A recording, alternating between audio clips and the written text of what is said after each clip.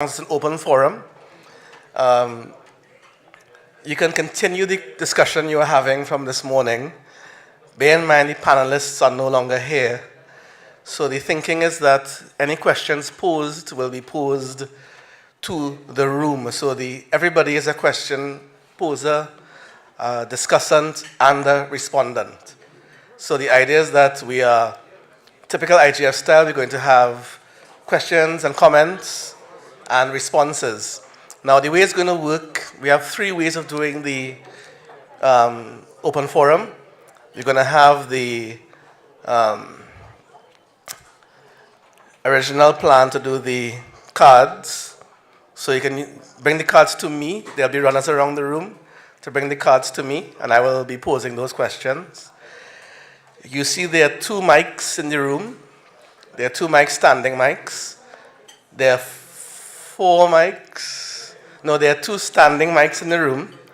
And the two standing mics, we ask you that if you want to have to pose a question, you can line up at the mics, and we'll take the questions from the people who are lining up there. And for those who are less able to stand at the mic, we will have runners at the tables. So we'll have mics in the room as well. The key is, please don't respond without a mic at your disposal. So if you want to pose a question on the cards, you want to verbally pose it, stand on the mic, and you need to sit,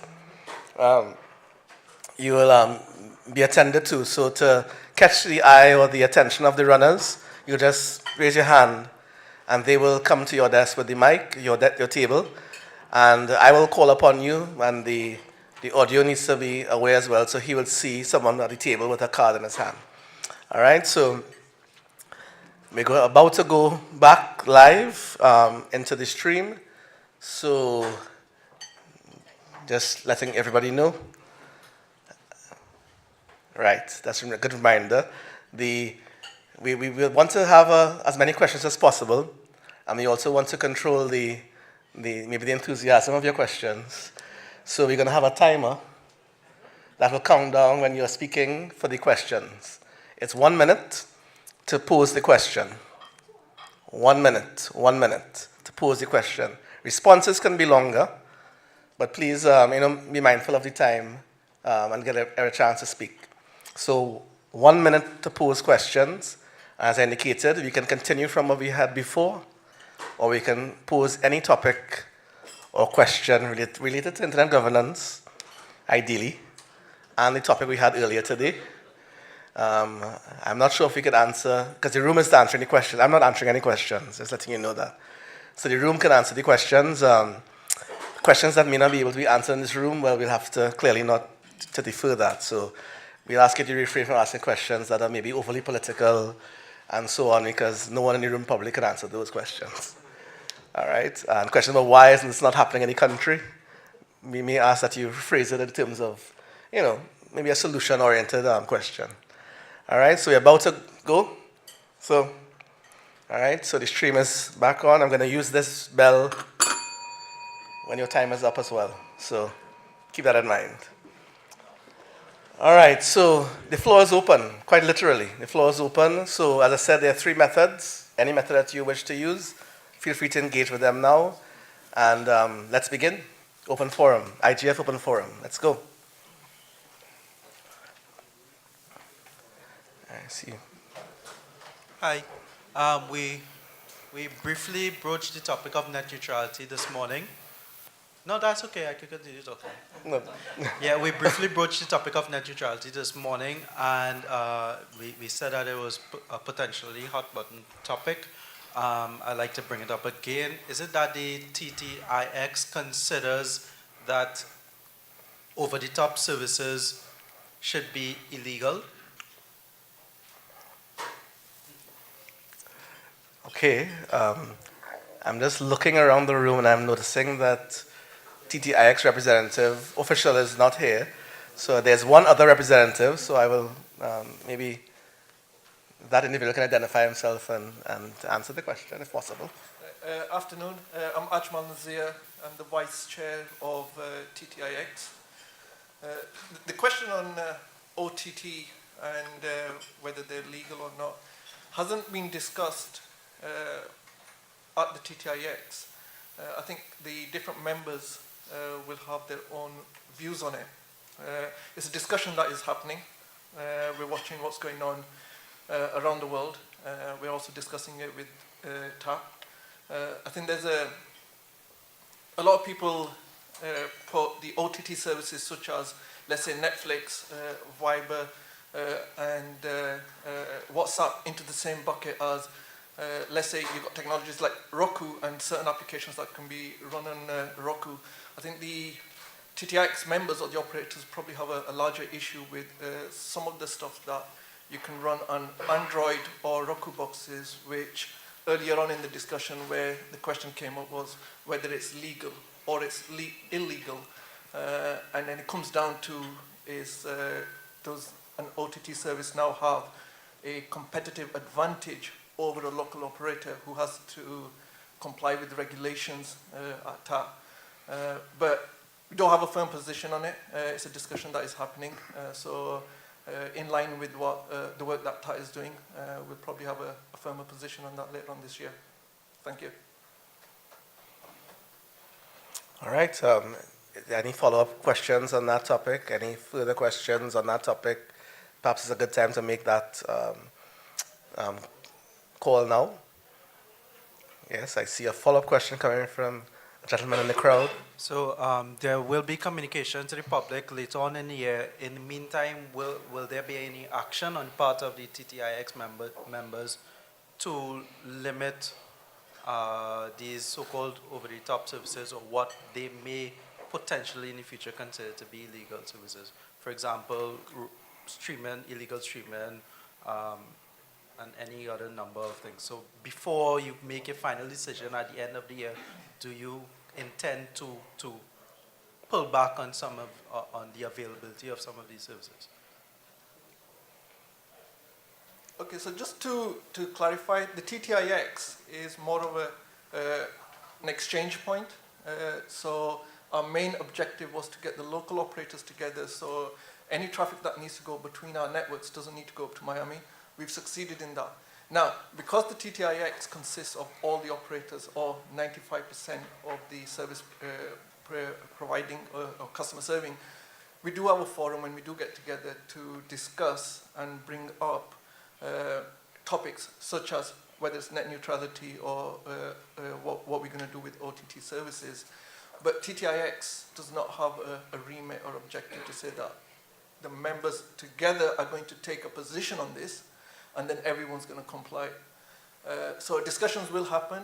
I think the lead is going to come from TAP, from the regulator. We will work with them. We will supply them with information. We will give them our own opinions. I think what will happen is different operators will have different opinions because it would affect their businesses differently on that. Now, in the meantime, if an operator decides to take unilateral decision, that won't be through the TTIX. You know, they will do that on their own, on whatever decision or whatever criteria they've made the decision on. Okay, thanks. I just want to reiterate the challenge, the questions you're asking really shouldn't be to TTIX.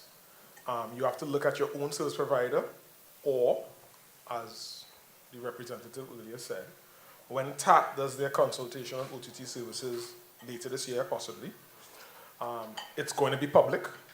There's going to be the opportunity to give your opinion. When the second round goes out for publication, you will get to see what your operators, the different operators say. You will get to see what other consumers say. You'll see what other stakeholders say. And your stakeholders will not just be local stakeholders, will be international stakeholders. For example, Ash mentioned Roku. You did the very funny, interesting thing of saying illegal streaming. Then you already defined it as illegal. And if it's illegal, no. No one has used the term illegal streaming. So what I'm saying is, I know what you were trying to do.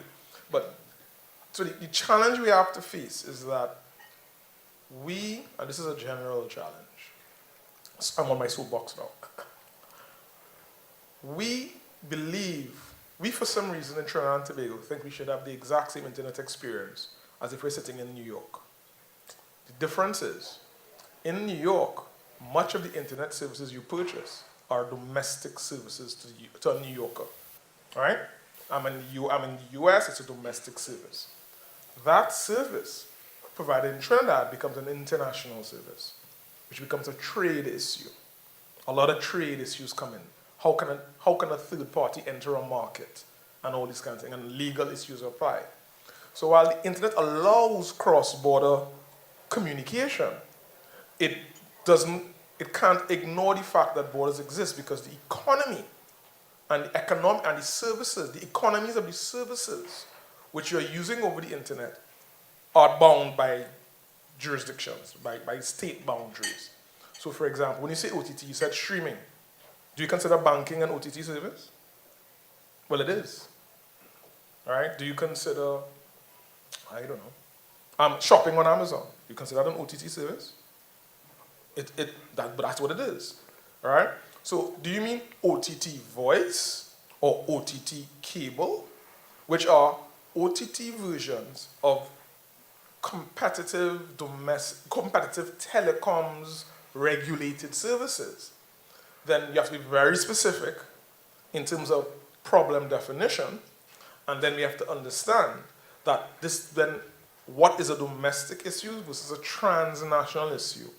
And when we do that consultation, it'll all bubble up, and we'll see what payload we get. All right? All right, thank you. I see a remote question coming in, so I will toss to the remote moderator at the back. Identify. Good day, Tracy. This question is for you from Glenn McKnight of our YouTube live chat. Tracy, you are outspoken on issues facing the small island states. What is the challenge, or that should be, what are the challenges and opportunities for this community in regards to internet governance? Oh, wow. So that wasn't supposed to happen. Thanks, Glenn. But yes, so the small and developing states challenges, having worked with the Pacific Islands in particular, and some of the islands in the Indian Ocean, shared. One of the things that I've discovered by working with the islanders in Vanuatu and Fiji and Niue and so on, they're very, very similar problems, very similar histories, sometimes even similar operators in those islands. And the differences that exist are really in terms of distance. So in the case of the Pacific Islands, they are separated by significant bodies of water, and landing cables in those islands have proved to be very challenging for them. They work off the Asia, Pacific, Australia type environment, and getting the internet into their countries is much more difficult than what we have in the Caribbean from that standpoint. But in terms of development, once we work out those infrastructural differences, challenges exist that are very, very similar. And one of the things that we've been talking about is having a common platform to address the problems. There are 53 small and developing states at last count, if I recall. 53 countries is a significant number in the global scheme of things. I think it's a quarter, or just less than a quarter of the number of UN countries.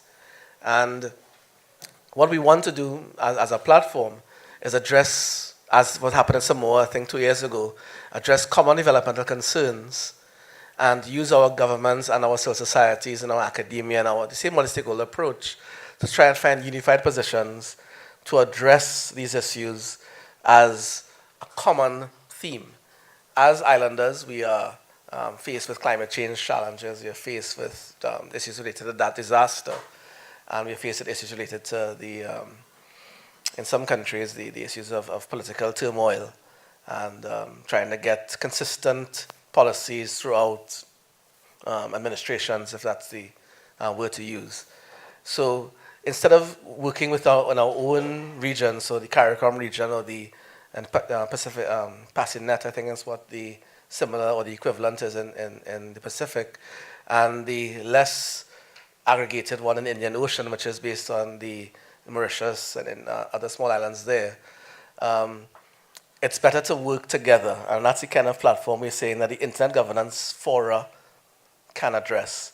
Utilizing the technology on the one hand, utilizing the fora that we can speak together about a common issue, which is getting technology in, access done, and having a much greater voice in the process. And when I say that, I mean that if you are approaching ICANN as an example, we've learned that it makes a lot of sense to get together as that aggregation rather than only as a Pacific Islands aggregation or Caribbean Islands aggregation. And they listen to you much more readily because of the common problems. So without getting into any further, I mean, there's a lot of work being done in that area on subjects with the ISOC chapters in that area, as well as with the governments. For those who are interested, there's a 2014 Samoa agenda that came out of a meeting the UN had. And a lot of the issues are raised there beyond IT and internet. It's all basic infrastructural issues, basic developmental issues. The discussion is to work together cross-regionally and across borders, which is a big thing. You don't see that happening around the world very often, where they work beyond regions. You know, they're going to work together almost as a community of practice that we have this similar challenge. So that's how I try and respond to that right now, because I was caught off guard, but that's how I'll try and respond. So any further follow-up on that, as I already have the floor in that area.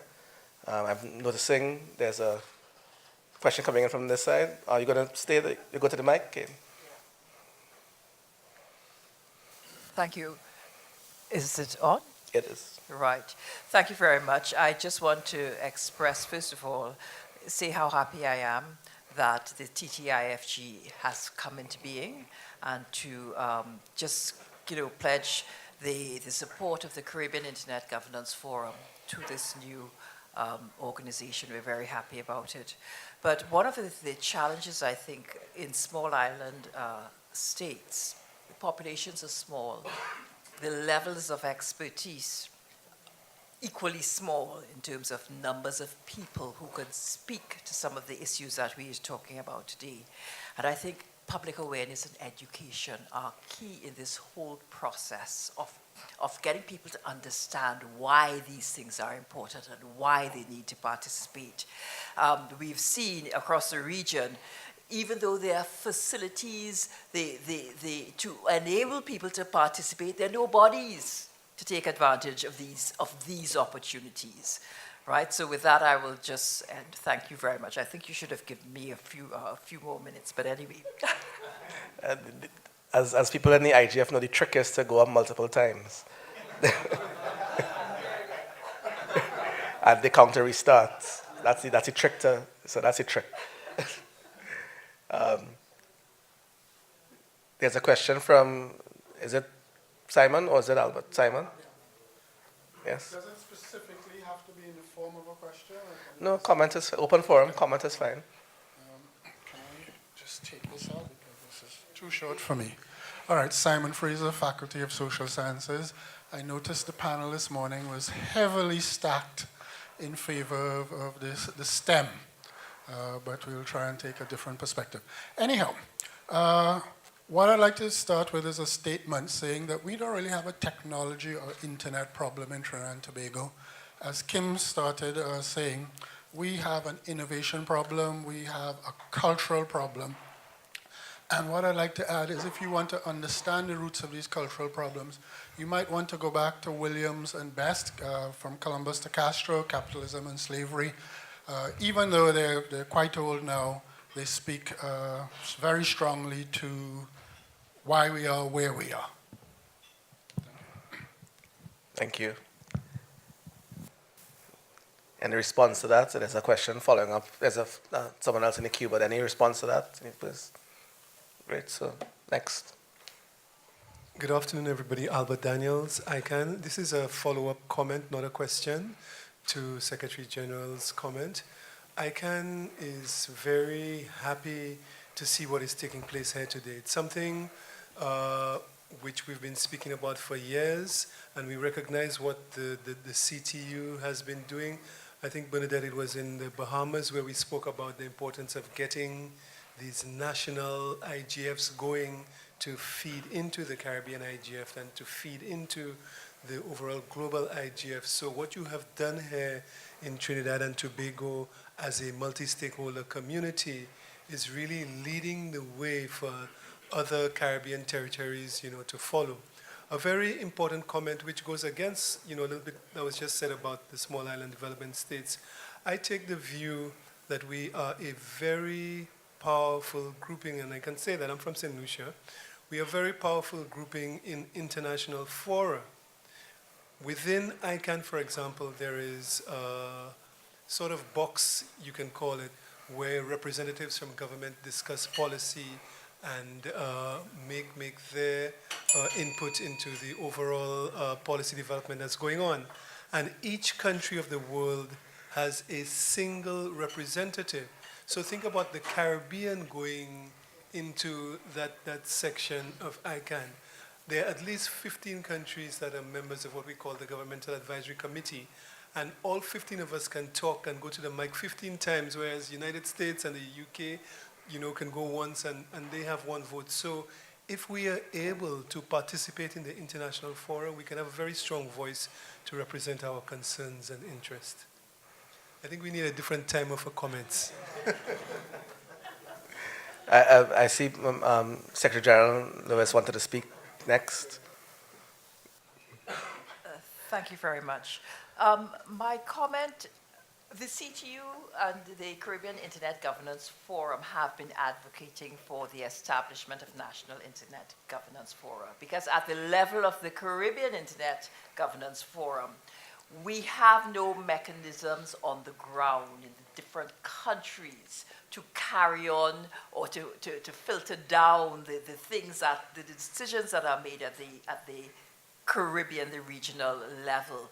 So I would like the TTIGF to give serious consideration on how we work together from the Caribbean IGF to the TTIGF, and this could be a model for the rest of the region, because we all want to be sort of harmonized across the region in our approaches and what we do. So this is what I'd like to just place on the table, and I'll just bide my time. Thank you. So I'm only seeing people on the left, but I just noticed on the right. So maybe we'll take, just you won't bias the room, so let's go to the right as well. My question is, hi everyone, Quasi Prescott, consultant again. My question is very, very simple. It's a question of governance. And it's built on a bit of confusion that's developing in my mind based on the last couple of statements. And it's very simple. Is TTIGF an event or an entity? And if it's an event, is it that TTMAG hosts the event? Or is TTIGF an entity? And if it's an entity, how is it constituted and that kind of stuff? So it's just a governance question. Thanks a lot. I noticed the chair of the TTMAG asked for the response. Morning, everyone. Sanjay Bahadur Singh, Chairman of the TTMAG. Kwesi, thanks for your question. So the TTIGF is an event. We are all here to participate in this event. The TTMAG has been the body that has been responsible for setting up orchestrating. And as it's in the inaugural event, we are hopeful that a lot more will come on board, participate with us for future events. We have earmarked Q1 of 2018 for the next TTIGF. So it's another event where we hopefully can have not only MAG members participating in terms of orchestrating, but involving all of our stakeholders. So hope this answers the question. I did notice that, was it, you wanted to respond to that, or was it something else? I don't think I could respond to that because he was very clear in that it is an event. Now, we don't regard the Caribbean IGF as an event. Yes, we have an event, but out of that event, we develop plans. We have an internet governance policy for the Caribbean that policy is being implemented. The internet exchange points that have been established throughout the Caribbean, those are as a direct result of the implementation of a policy framework that was developed through the IGF. So the perspective, I just wanted to make that sort of distinction that whereas the TTIGF may be regarded as an event, but the Caribbean IGF, yes, there is an event, but the work goes on throughout the year, and we have things to show. We have a track record of evidence that this body has been able to implement over the course of the years. Thank you. Now, I'll take the convener's privilege to also say that the TTIGF is, in fact, an event from that standpoint, but it's also a process. So the event triggers the process that will lead to the next event, which is in Q1 2018. And what the CTU SG is saying is actually what we would like to do, which is, oh my goodness. Hang on. What she's saying is that the feeding of the local, and if there are other IGFs that are happening in the region or otherwise, that we feed into the Caribbean IGF and hopefully the LAC IGF to ensure that the process is aligned and harmonized throughout. And as an example from today's session, we are detecting that there are several themes that are emerging. And what we like to do is have, while we won't have another event next week or next month, maybe a continued online dialogue on this particular, these themes. And I'm seeing the chair of the TTMAG wants to weigh in on this particular issue. So just to respond to that, Burnett, yes, one of the goals that we have for the MAG would be to improve our awareness or visibility. And just as you mentioned earlier, reaching out to those audiences. By doing that, we will put ourselves in a better position to form specialist working groups so that this work can continue. This being the inaugural event, see it as a seed for that. So it's very much aligned with the concept that you have just, so eloquently described to all of us. But bear in mind that we need to work with everyone, all our stakeholders. So this is the opportunity to provide that stepping stone. So we are along the same path. Great. Thank you. So there's a queue. The queue is fighting to see who's going first. We're actually not fighting. Just to continue, I guess you have to learn quickly, come to the mic multiple times. I just wanted to say that the internet by architecture is a two-way street. And we do in the Caribbean and Trinidad and Tobago do not have the luxury of time. Over the last 20 years, we've put down a lot of infrastructure, hence the reason why I say we don't really have a technology or infrastructure problem. But the American companies have been much more successful at exploiting that infrastructure to enter our markets than we have been able to enter their markets. So, the government really has to get off its whatever in putting in place the various enabling environments. Time in this situation is not an infinite resource. We've actually got to get going because, the oil is running out and what's left, people don't want to buy anymore. Thank you. And I'm wondering if that's a government representative behind you. Good afternoon all, Kieran Swift. I'm here from the Economic Development Advisory Board, but I am actually here speaking in my personal capacity. So no, Tracy, I'm not a representative of the government for this purpose. So I'm not going to speak directly to that point, but I did want to pick back up on a bit of the conversation that took place before the break concerning the question of if and if so how the ICT sector, quote unquote, could and should engage with the other sectors of the economy and of society to make things happen, to be productive.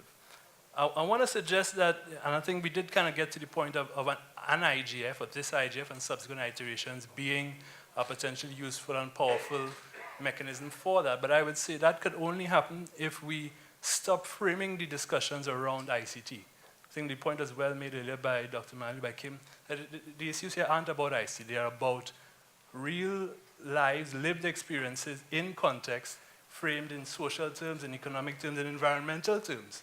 Because on the issue of environment, we haven't even talked about power and power efficiency and all those issues that are also attendant to internet and internet governance, right? And then the other thing I just wanted to add and to bring to the conversation was, I have now, from the past 3 years of managing the I2I program, Idea to Innovation, that some of you may have heard about, I've now seen and experienced that there's a real power in action. And if there is discussion, but discussion tied to action. So I'll give a specific example, and excuse me for using the persons I'm going to use. So Dr. Manley was a part of a team that was awarded an I2I grant, right, that sought to address an issue around health. Just a few minutes ago, she met with Erwin, who works at Telios. Erwin has developed a chatbot on the Facebook Messenger platform to allow persons to query health information drawing from a Ministry of Health database. Why is that important? Because now Dr. Manley's team has a new channel for engaging a much wider audience to address and to advance the issues she's trying to. How could that have happened? Well, I can tell you, it couldn't have happened if both of them had stayed in the position of being focused on the issues and on the problems and not themselves engaging in action. Failing along the way, certainly, but engaging in practical action. I mean, as was pointed out, we have an innovation problem, but I want to piggyback on something that Kwesi said earlier. When we start to throw around terms like that, we need to really start to really dig in and understand what do we mean by that. So we say there's an innovation problem. Well, what exactly? Is there a funding issue? And if so, funding through what? At what level? So I'm just, having been someone who is, as you would know, Tracy, been close to this space for quite a number of years, I think that it's frustrating on the one hand, but it also presents an opportunity on the other hand for us really to advance these conversations by getting much more nuanced, much more specific, much more contextual, and in doing so, encouraging and engaging in innovation by moving away from generic, high-level discussions and really getting into the meat of what exactly we're trying to solve and coming up with solutions amongst ourselves to solving them. That's it. Thank you. Thank you, Kieran. And I noticed my timer has failed me, so I couldn't ring the bell. So next time, timer, can you help me out with the timing? Thank you. So I noticed there are they're ready to people in the queue. They're sitting, so I'm not sure if they're going to be, so I'm seeing gentleman in the back, and there's already a gentleman in this row, in this table here. So bring the mic to him, or he's going to stand. Right. Hi, good afternoon, gentlemen in the back. Kevon Swift, I spoke earlier. Kevon Swift. I am repeating Tracy's word. I hope that's not counted for my time. Just a comment, and it goes with what Tracy had mentioned before about LAC-IGF and the discussions that Secretary General from CTU was speaking about the CIGF. So I'm just talking on behalf of LACNIC here. LAC-IGF is a regional preparatory meeting for the Internet Governance Forum that is undertaken in Latin America and the Caribbean. LACNIC is one of 3 founding entities for the LAC-IGF. They have a committee which encourages open dialogue to set the agenda, organize, etc. And the event usually takes place around August of each year. In 2 years back, they had a collaboration for the first time with UN ECLAC for the UN ECLAC ministerial meeting. The second part of my comment deals with a program that LACNIC is launching in regard to this, and it's a support program for national initiatives, national IGF initiatives. And the idea of this support program is that we're looking at 3 axes. We're looking at, and this isn't to compete with any other support or any other initiatives that are going on. The support program simply deals with advice on organizational matters for your initiative, agenda setting, etc. And it also has a source of funding and also possibilities for participation in the areas that we manage at LACNIC, namely IPv6 matters. So it's a support program to support national initiatives. And the second side of that support program is that depending on the movers and shakers, I sometimes don't hear different sounds and languages. Depending on the movers and shakers, we will provide a grant to some of those national key persons to participate at the LAC-IGF step. So thanks for the attention. Sure, thanks. I'd just like to encourage the respect to the time so we could come back. As I said, there's a trick to it, so you could come back. Yeah. Gentleman in this row. Yes, okay. Good afternoon to all. My name is Shorna Nosepa. I'm with the Internet Society.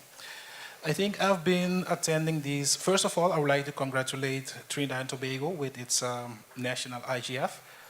We have been attending these kinds of events, let's say, for the last years. So I think after this event, it's quite important if we can go with some concrete action plans, what we're going to do. Because I think by now we know what our challenges are.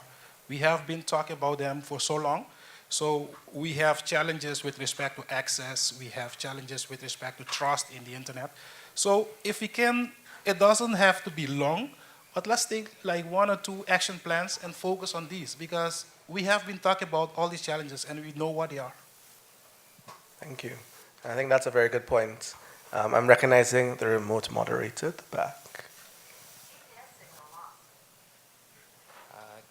Hello again, everyone. This is just a general comment to the people in the physical room. People in the virtual room have been providing a lot of supporting data to this discussion.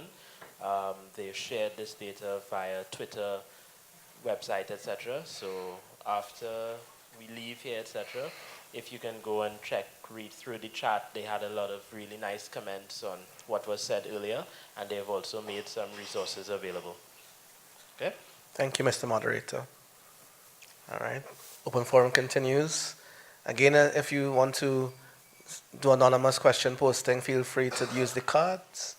Gentleman at the mic. I think this is Mr. Ican. Yes, Albert Daniels Ican. I'd like to throw out a quick technical question to the Trinidad and Tobago community. Are the topics of DNSSEC and IPv6 important to you as a community?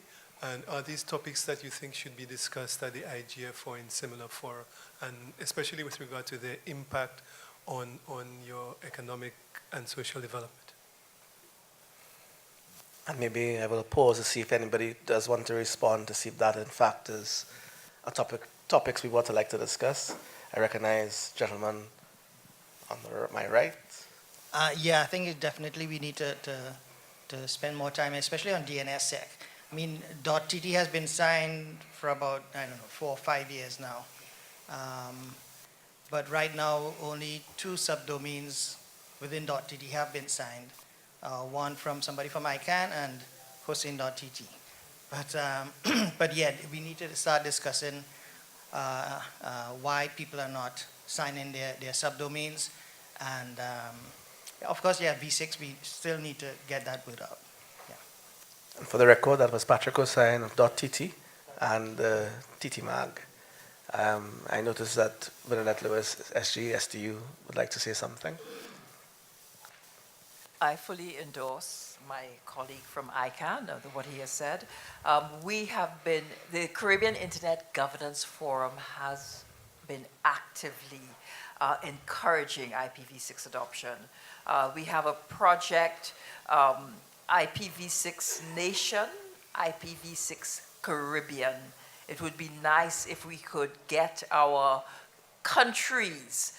Oh, I'm so glad the timer isn't working again. So I'm just going to if we could just encourage our countries to move in this direction, we could become IPv6 Caribbean. But it takes a certain amount of will. And as Dr. Malilieu said, we are pushing at the top, and we're hoping to get the grassroots support from the bottom to move in this direction. And of course, DNSSEC, very important. 2 projects that are on the CIGF agenda, and we would certainly like to have it recognized and followed through in the TTIGF. Thank you. Thank you very much. Okay. Right. Response to that question first. Hans, response to that question. As I saw Mr. Swift first, so he could go, but the timer will work for Mr. Swift this time. I love the formality, Tracy, Mr. Swift. Back to just to further Secretary General's comment, there are several methodologies for measuring IPv6 adoption. If you were to go to Akamai right now, you would see that Trinidad and Tobago ranks about 24th in the world for its IPv6 capable rate. So that's a job well done, but then there's a huge gap in terms of any other Caribbean countries that appear on that list. So there's an opportunity for the folks in Trinidad and Tobago to discuss adoption and promotion strategies. Thank you. Gentleman from TTIX. So I'm going to answer with my operator hat on. We're an operator, so IP version 4, IP version 6 is something that we sort of like control on how quickly we're going to adopt. And I think I'll speak for all the operators. It's more of a question of necessity and demand. And what we found in our company is that we've actually exhausted IP version 4. We can't get any more from LACNIC. We used all the technologies we could, made it as efficient as we could, delayed going to IP version 6 because in some cases it required training up with the people, in other cases change of equipment. And it was just a headache which we didn't, or we wanted to just kick further down the line. But you can only kick it for so long. And from about 6 months ago, we started to migrate and implement IP version 6. So we're running sort of a hybrid network for the more technical guys. We're not doing NAT or any form of that. We're going straight IP version 6. So we've got some customers running IP4, some running IP version 6. We're pairing with our upstream providers with our version 6. And I think that's what a lot of the other operators are going to be doing as well. And once we feel that we've got to some sort of a tipping point, we'll probably think, okay, look, let's completely switch off version 4 and migrate completely to version 6. Thank you. Thank you. Are there any, given that that has been a nice little session there, are there any more topic interventions on what ICANN would have raised in terms of IPv4, IPv6 and DNSSEC? Anything further? Great, okay, so open forum, back to the open forum again. Again, as I said, if you want to be anonymous, you can use the cards and someone will pass and collect the cards from you. All right, so then, I don't know, let's see if there are any other questions coming in. Gentleman in the back. Hi, good day. It's less of a question, more of a comment. Can you just identify? Sorry, Abdullah Mohammed. Less of a question, more of a comment. Back to something I may have asked earlier. And this deals really with innovation because innovation in businesses is something that sometimes we may tend to lean too much towards. And innovativeness really starts at the individual level and at the micro SME level. So again, I want to make this plug for e-content. And I didn't hear the entire conversation, but I think e-content is one of the ways, and we as a country certainly are very innovative when it comes to content. I think you would agree. I think e-content is something that we need to really incentivize. I'm not sure if this is the correct forum for that, but I just want to make that plug for that. So that was my question about YouTube and so on, incentivizing e-content and having that, that innovation come out. So that was my comment.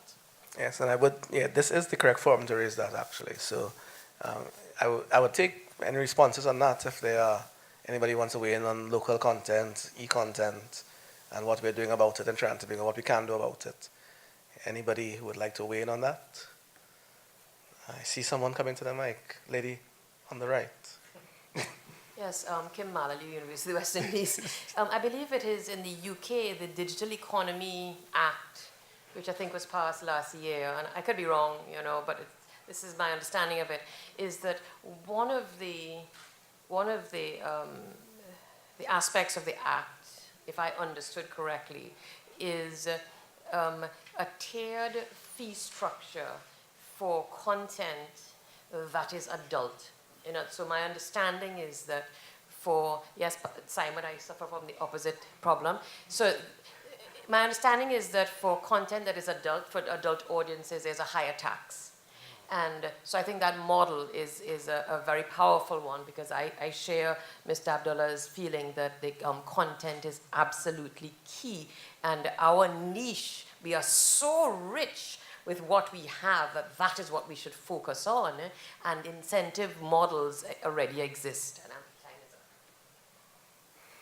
Thank you, and that was a very good intervention actually. Is there any follow up on that from the forum, or maybe Abdul, you want to respond. Anybody would like to respond to the local content, which is very important as far as we are concerned. But to hear your views is what we are here for today, and not to tell you what we want, what we think. Anybody wants to weigh in further? Come on. We talk about local content so much as a driver of the economy, and we're here to talk about it. Anybody else? I trying. Is that a remote moderator, or is this, okay, gentleman in the back in the red jersey? Hi, Kurt Caesar, TTCS, not the Cancer Society, the Computer Society, just making that one clear. So I am going to represent myself, an end user, in terms of content. I remember many years ago, there was a conference at the Hyatt where they invited somebody from Jamaica to talk about, I think it was something about the radio stations, and he said at the conference that in Trinidad, we are content consumers more so than creators. And I do not think that that is a lack of innovativeness or creativity on our part, but just culturally, we like to consume, we consume a lot, so all of our focus is on consumption. And the few people who want to create, they are stymied by the lack of infrastructure necessary to do so in some cases, or the impetus to do so, as it's not monetarily feasible for them to do that and make a living out of it. And I think that this is a forum in which we can engage with that question. Thank you. I think so as well. Is there anyone else who may want to contribute to that topic? Which I like how it's going. We're actually doing some themes. Is there anyone else? Yes, Mr. Nazir. Thank you. On that note, apart from creating the content, there's always been an issue of where this content is hosted, and generally it's been hosted out in the US. And now that we have an exchange point, just for some information, we've actually got 2 exchange points as of this week. We set up a second exchange point down in the south because in Trinidad there's some small niche operators who found it difficult to connect to us up in the north. So a request was made to the TTIX, so we facilitated that. I believe we're the only Caribbean country that has 2 IXs now, so well done for Trinidad. And one of the next initiatives that we're looking at is trying to get local content here.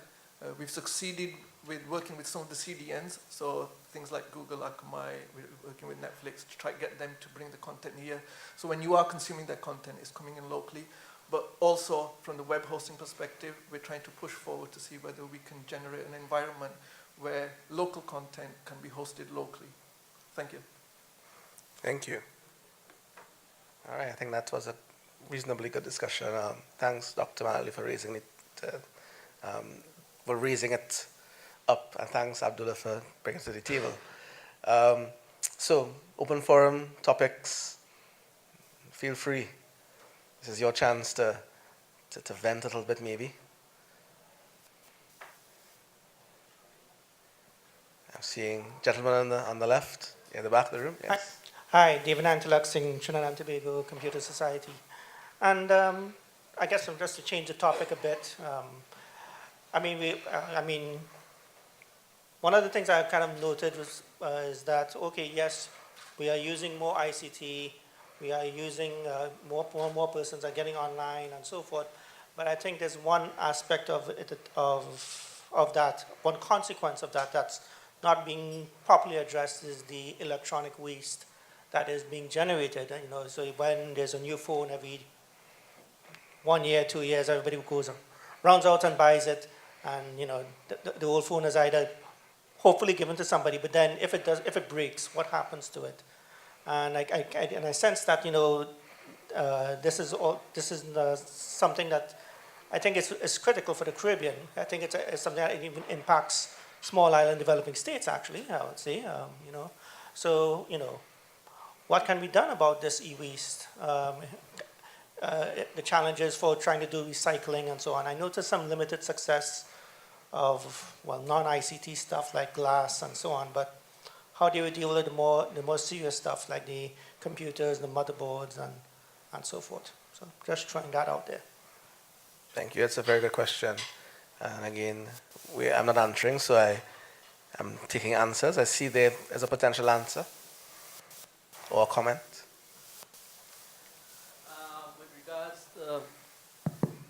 With regards to electronic waste, one of the biggest issues, at least within Trinidad, is the collection issue.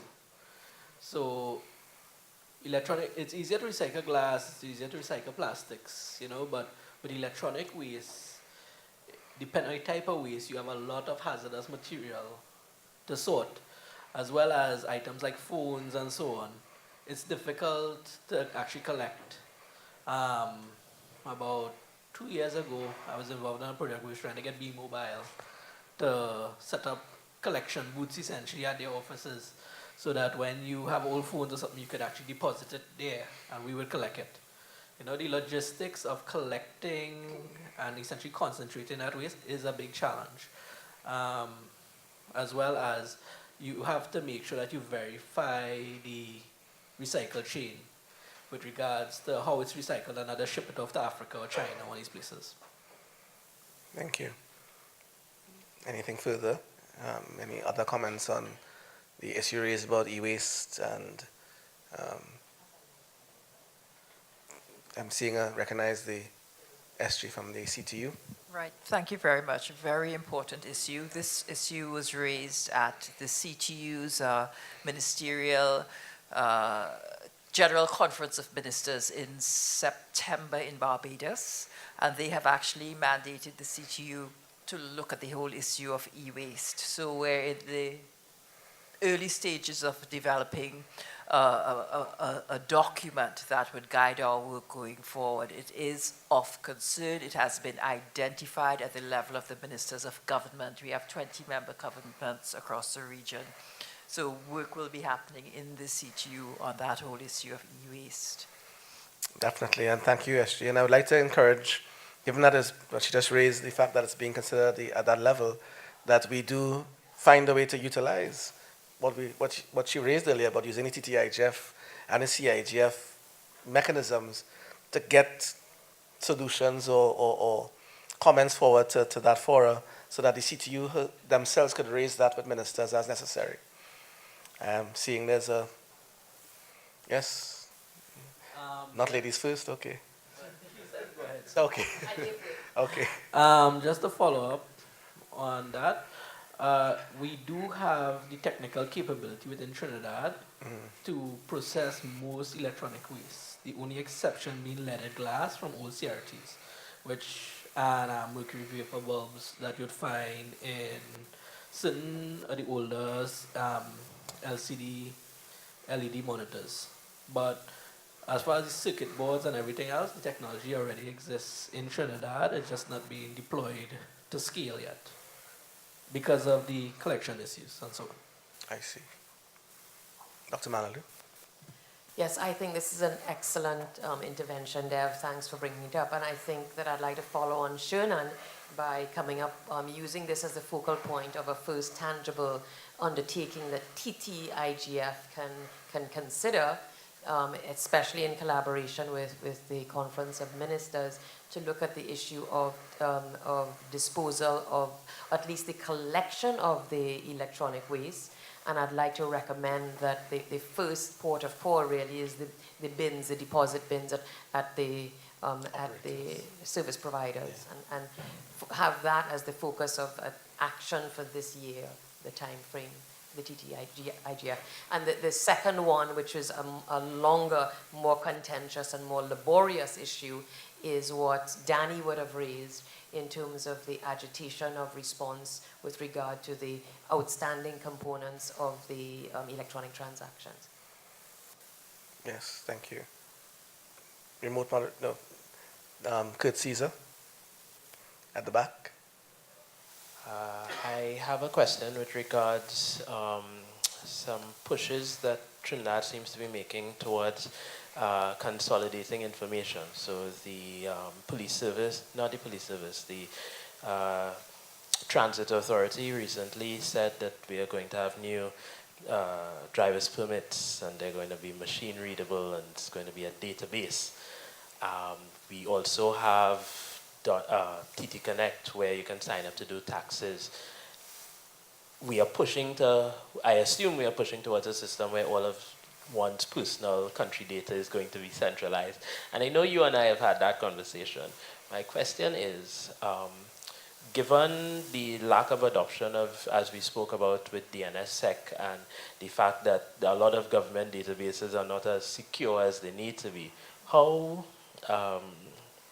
heavy is the push towards centralizing data and securing it? And what do we need to do as stakeholders to get that happen? Who do we need to talk to? Okay, that's a very difficult question to answer because I don't think I can any longer. But is anybody in the room who may be able to answer that question? Or can respond with a comment or feedback on that, whether or not the government... Yes, I'm seeing a colleague from, gentleman on the left who will identify himself. Yes, Amos Sylvester, Cybercrime Unit Police Service. Right. Trinidad and Tobago have reached a point where under national security, we have developed a CSIRT, right? One of the legislations going forward, apparently at least 2 years ago, was a cybersecurity agency, which would guide policy in terms of education, in terms of recommendations to EWAs, recommendations to different portfolios dealing with IT. The only thing is that with the government coming into office, they have kind of shelved the cybersecurity agency which was supposed to guide. So it is left up basically to the NGOs and the various, like where we are now, to come up with the different policies and put things in place and make it neutral across the board, right? That is one. On the issue of the e-waste, I hope when we're dealing with e-waste, we look at the cyber hygiene of it, in the sense that recently we had a cleanup campaign in West Trinidad, and somebody put their computer outside so that they could pick it up and go, only to see a neighbor from somebody from the community come and pick up the CPU and walk away with it. And while they were wondering what somebody was trying to tell them, no, go and take it back, because your hard drive and everything, all your data that is there on the system, the person just walked away with it, right? That's my 2 cents. Wow, that's a very striking point. I didn't realize that. Yeah, I know there are other government representatives in the room because I'm watching them. Who may want to respond, and I see one has declined already. Is there anyone else who may want to respond to this topic that Mr. Caesar raised? Doesn't seem so. So that's another topic, I think, for the TTIGF to put on the agenda and to engage further with government. Naran Bahari. As far as the cybersecurity aspect, one of the things, we're in a different hat. My company, we do pen testing.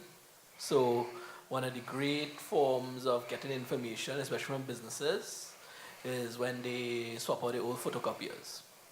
Plenty of people don't realize that there's actually a hard drive inside of those, and unless you actually tell the person you're leasing it from us and take it out and turn it over, you might get a 60 gig hard drive, and that essentially has all the documents you have copied on that machine for the duration it has been there. And we have actually done audits of companies, and literally everything, from private to public, you can pull from that. So it's not really something that is in the public awareness as far as businesses are concerned, much less individuals. Right? Usually when we collect hard drives and so on from clients, we would shred it and then incinerate as part of our data destruction protocol. Oh, that's actually, I didn't even know that. That's astounding. Oh. I see Simon Fraser was at the mic. In a related vein, I'd like the various Caribbean and now national internet governance forums to take up the discussion about minimum legislative standards for the custodians of our ICT infrastructure. The cable companies, the protective services, You know, we spent the morning talking about doing more on our ICT platforms, but we really haven't spoken about how we go about making sure that these platforms are resilient in the case of a natural disaster or insurrection. For example, my favorite bet now is I believe 100% of our offshore fiber optic capability still runs down an unnamed valley in West Trinidad, and you can in fact hold the cable with your hand on an unnamed beach. To my mind, that is unacceptable. Wow. And we all know which valley we're talking about.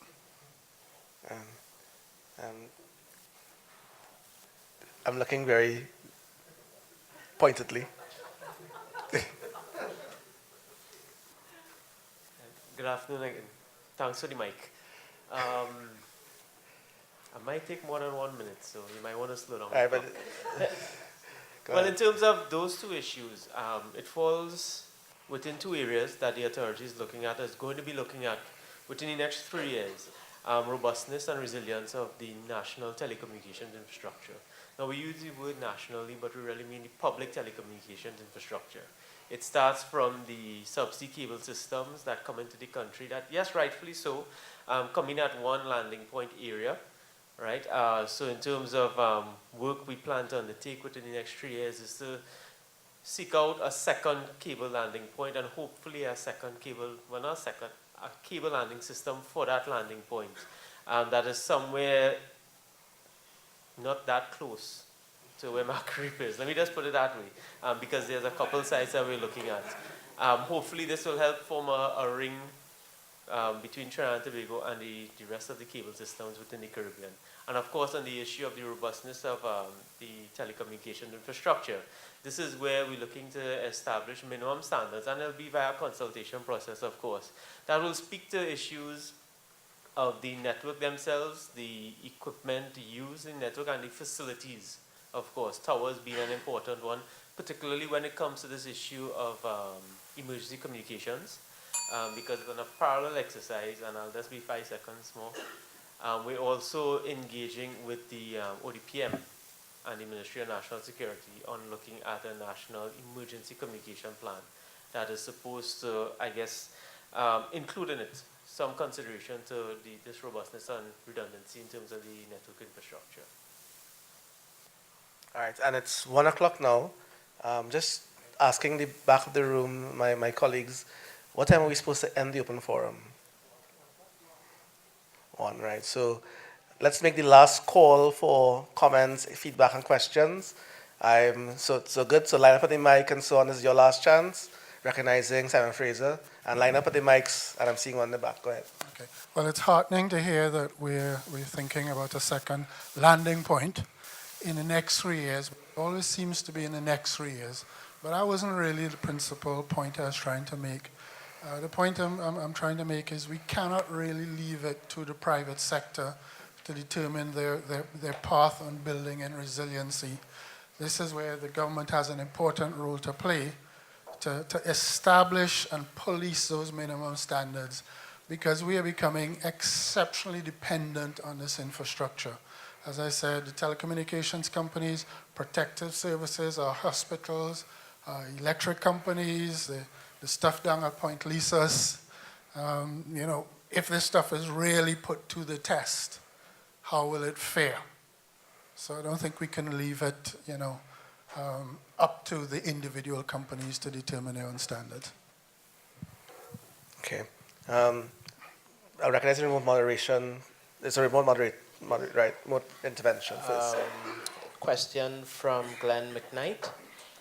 Many locations are working on community mesh networks, that is Toronto Mesh, NYC Mesh, to provide low-cost community Wi-Fi. Any local activity? All right, so that's a question for the audience. I'm not sure if anybody's aware of any mesh networks being built locally at a community level. Is anybody aware of anything that can respond to Glenn's question? Yeah. I myself am not aware, but I don't know if anybody else is aware. Right, so it seems as if the answer is that we're not sure.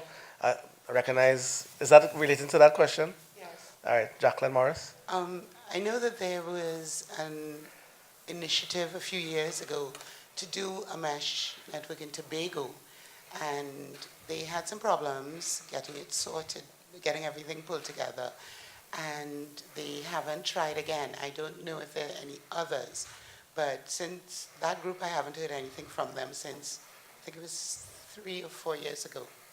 Okay, But somebody did try. thank you. Gentleman on the right.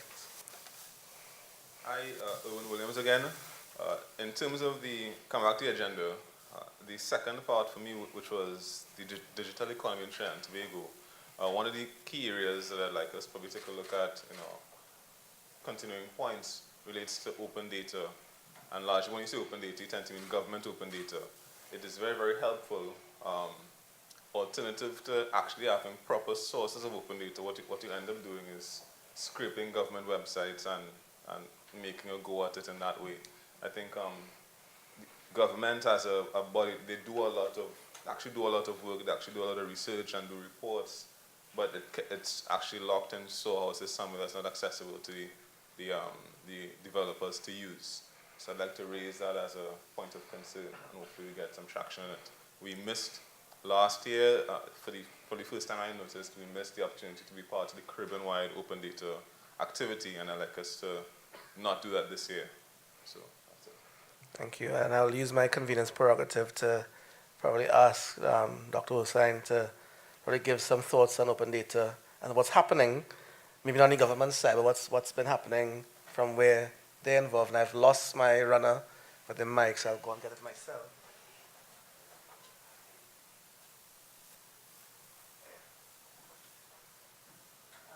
A few years ago, the couple came on, right?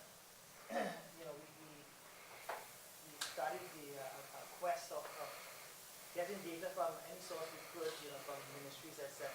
And we formed data.tt and maps.tt. And unfortunately, we had some limited success.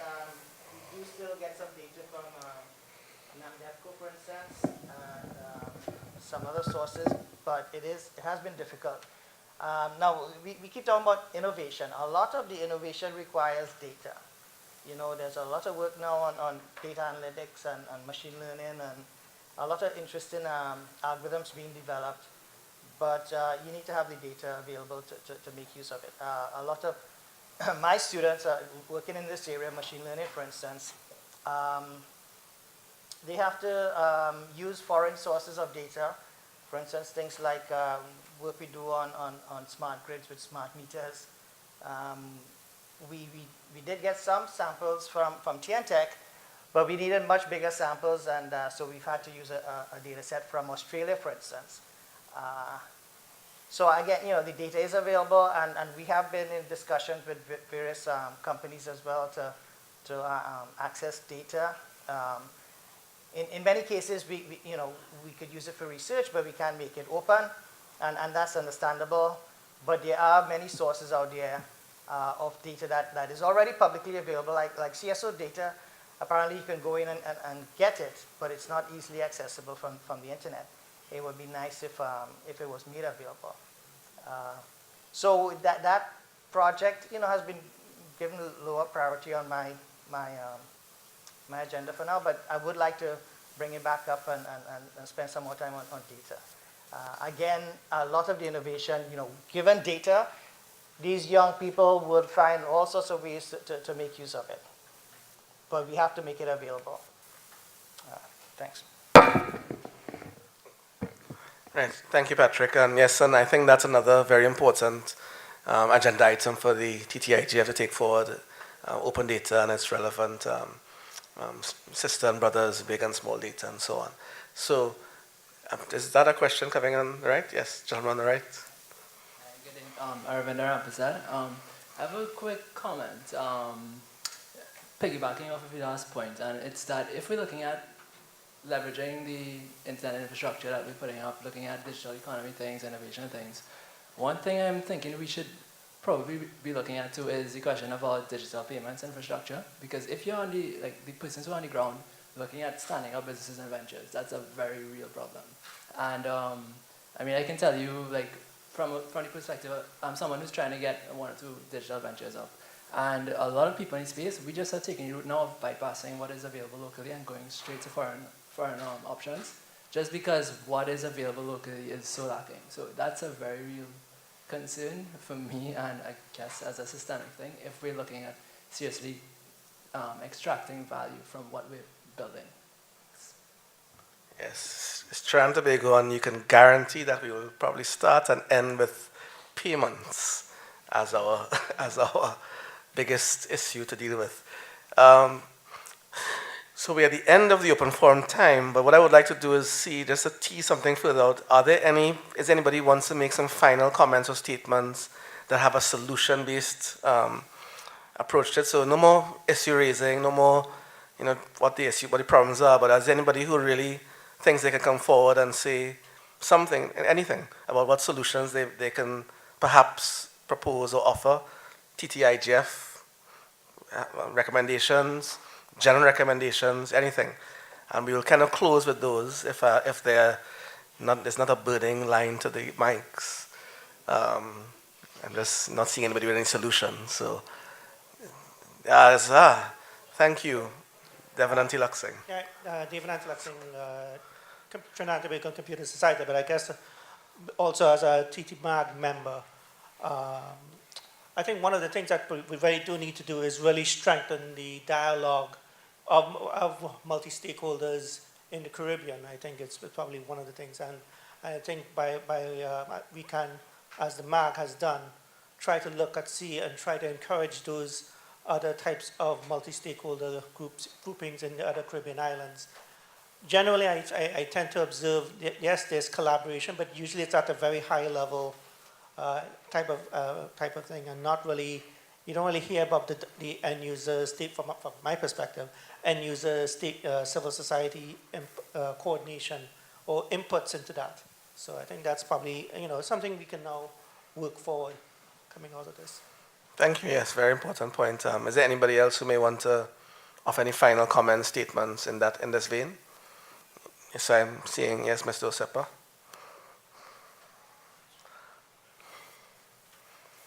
You can call me Sherman as well. Doesn't have to. Hello, be Sherman. Mr. Osepa. Nice to meet you. Okay, basically just to give some structure, I guess.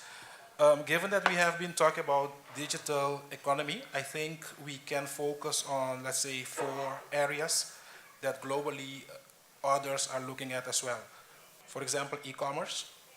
We have been looking at this since the inception of the internet. Internet data economy, basically what Google is doing nowadays. With all the data that they are collecting, they are using smart, let's say, technologies to continue doing some advertisement, these kind of things. We have also a third group, which is, let's say, internet access. Hereby you can focus on IXPs and other ways, wireless for community projects which was brought forward as well. And the fourth group could be, let's say, that whole e-banking, virtual currencies, and that kind of business. So if you can divide basically our approach in these 4 areas, then I think we can have some point of departure, what we can do. Yes, I think that's a very good summary, Sharon. Unless someone has something to add to that, I think that's a good research agenda, unless he's missed something. Anybody has anything? Has he missed anything? Did you include e-waste in your research agenda package in any of those topic areas? No, is it a separate area or is it within one of the? Right, so we'll add e-waste as a separate topic area, so that's 5. So 5 specific areas we can look at from TTIGF, unless anybody has anything to add further. All right, and again, I'm just last call for solution-based comments. Good. Right, that's it. Just remind me, David, are you giving some comments at the end on the thanks? Yes, I think you were. Yeah, so join me, Dave, to come and give a little close and thank our partners and Dave is vice chair of the TTMAG, so I think it'll be very helpful to give a few words on just wrapping up.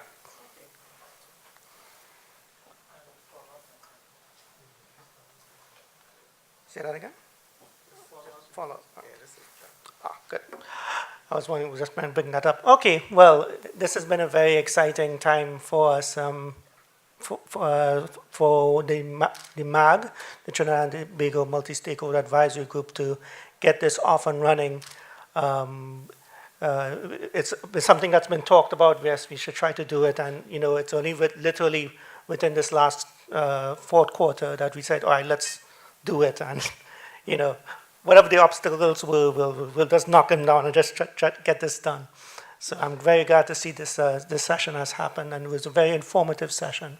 So I would just like to first of all, I'd like to just thank our partners for doing this. So the Trinidad and Tobago Multi-Stakeholder Advisory Group was the host, but a lot of the partners of the members of the MAG also assisted, and these include the Internet Society Trinidad and Tobago, the Trinidad and Tobago Computer Society, the IEEE Trinidad and Tobago section, and the TTIX.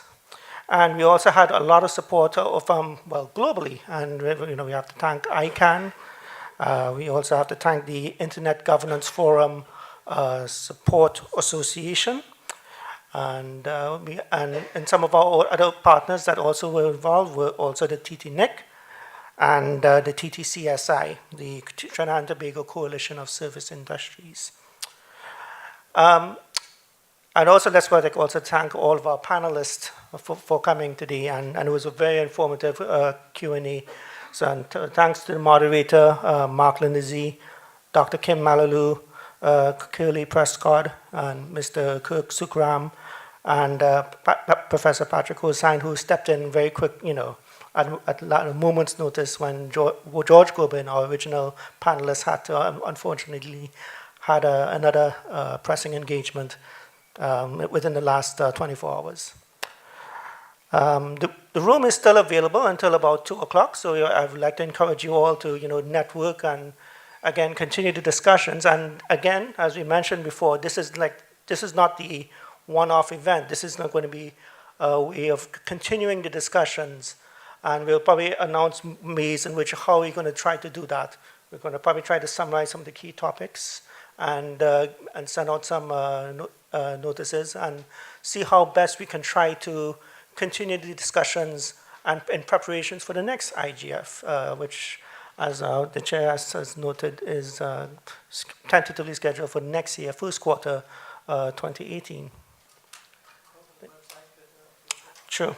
And just to mention, the website for this IGF that we created was IGF.TT. And, so we have a membership or a subscription list. We're also on Twitter at TTIGF-TT, and a Facebook page at facebook.com/TTIGF-TT. So, of course, you could subscribe to that and see the announcements and related to the TTIGF. I think that's about it. Let's also thank Tracy as well for actually being the convener of this Trinidad and Tobago IGF. So thank you.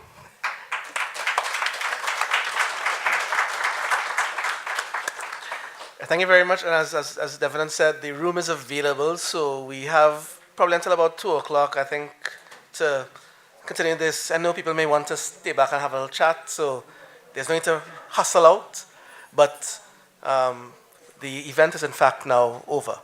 So thank you so much, and for those who wish to stay back, please let's have a chat. Thanks very much, and thank you all for coming. Thank you very much again.